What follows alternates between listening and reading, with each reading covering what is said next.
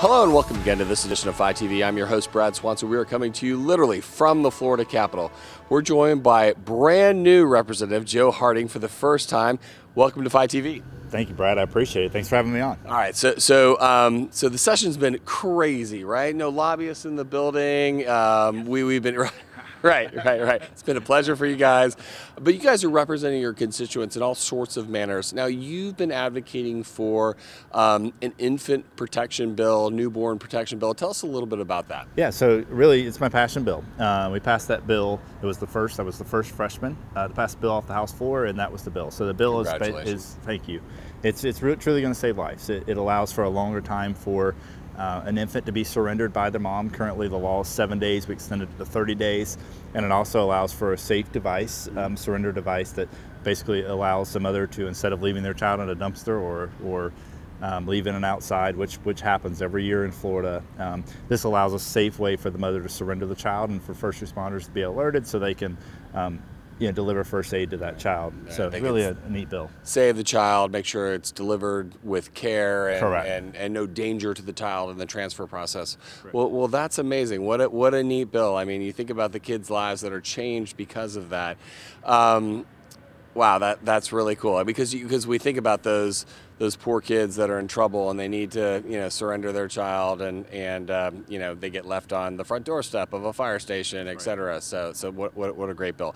All right, so that one's moving. So we're passed on the floor. It's still moving in the Senate, so we hope to see that bill all the way come to the finish line, hopefully. I'm sure you'll be hawking the Senate, your Senate friends, to make sure they're there. Okay, great.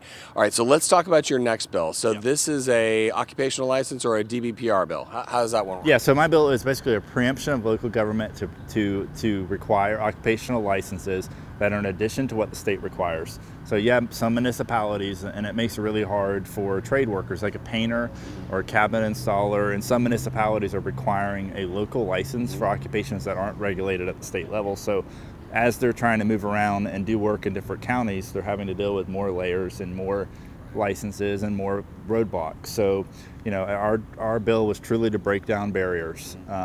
It passed in the House. Senator Perry's got it in the Senate. It's moving along great. I think it's ready for the floor.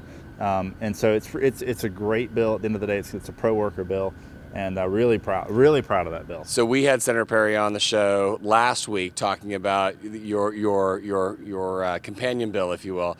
What a great deal! I mean, you've got entrepreneurs who started everything from Google to Microsoft in their garages, and this bill essentially allows people like that to have their businesses in their homes without fear of working illegally. Yeah, correct. Well, there's two parts. We have the license bill, and then there's also the home office bill, which is they have a lot to do with each other, and it's great. I mean, it's truly legislation that's pro-entrepreneur and pro-small business, which is my story.